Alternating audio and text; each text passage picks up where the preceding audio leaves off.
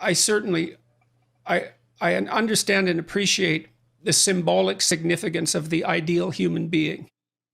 And that finds its embodiment. And I took these ideas in large part from Jung and Erich Neumann, that Christ is Christ is at least a representation of the ideal man, whatever that is. And we all, interestingly enough, we all seem to have an ideal.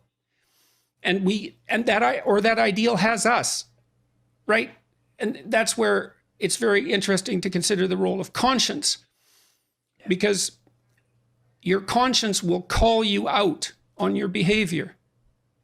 And so it seems to function as something that's somewhat independent, or at least as something that you can't fully voluntarily control. Because if you could voluntarily control it, then you just tell the pesky little bastard to go away, or to pat you on the back continually, because there must be few things in life more pleasurable than being a fully committed narcissist, to really believe that everything that you do is right and that you're a good person.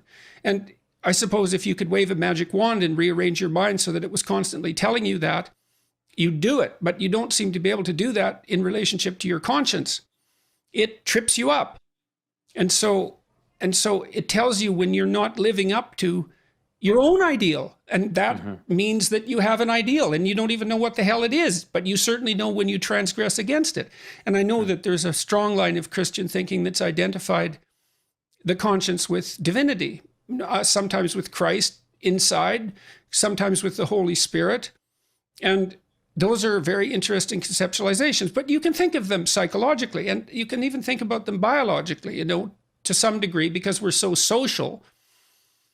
If we don't manifest an appropriate moral reciprocity, we're going to become alienated from our fellows, and we won't survive, and we'll suffer and die, and we certainly won't find a partner and have children successfully. And so, to some degree, the conscience can be viewed as the voice of reciprocal society within, and that's a perfectly reasonable biological explanation. But the thing is the deeper you go into biology, the more it shades into something that appears to be religious, because you start analyzing the fundamental structure of the psyche itself, and it becomes something. Well, it becomes something with a power that transcends your ability to resist it. So you can think about Christ from a psychological perspective, and my critic, this particular critic that I've been reading, said, well, that doesn't differentiate Christ much from a whole sequence of dying and resurrecting mythological gods. And of course, people have made that claim in comparative religion. Joseph Campbell did that, and Jung to a lesser degree, I would say, but Campbell did that. But the difference, and C.S. Lewis pointed this out as well, the difference between those mythological gods and Christ was that there's a representation of, there's a historical representation of his existence as well. Now, you can debate whether or not that's genuine. You can debate about whether or not he actually lived and whether there's credible objective evidence for that, but it doesn't matter in some sense, because it does, but there's a sense in which it doesn't matter, because there's still a historical story. And so what you have in the figure of Christ is an actual person who actually lived, plus a myth. And in some sense, Christ is the union of those two things. The problem is I probably believe that, but I don't know. I'm amazed at my own belief, and I don't understand it. Because I've seen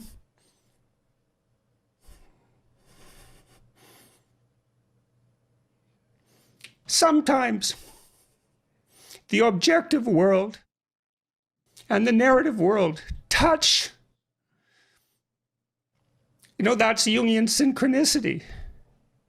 Yeah. And I've seen that many times in my own life. And so in some sense, I believe it's undeniable. We have a narrative sense of the world. For me, that's been the world of morality. That's the world that tells us how to act. It's real. We treat it like it's real. It's not the objective world. but the narrative and the objective world touch. And the ultimate example of that in principle is supposed to be Christ. But I don't know what to, that seems to me oddly plausible. Yeah. But I still don't know what to make of it. It's partly because it's too terrifying a reality to fully believe. I don't even know what would happen to you if you fully believed it. If you believed in the story of Christ, or if you believed that history and let's say the narrative meet, let's both, say. I think you, because when you believe that, you buy both those stories. You believe that the narrative and the objective can actually touch. Yeah. I mean, we saw that, you and I mean, this is a trivial example, but we had when we were discussing, we had a sequence of discussions around frog symbolism 4 years ago. Yeah. That was very bizarre, to say the least. And that was a trivial example, relatively trivial example of the narrative world and the objective world coming together. Didn't feel that trivial at the time.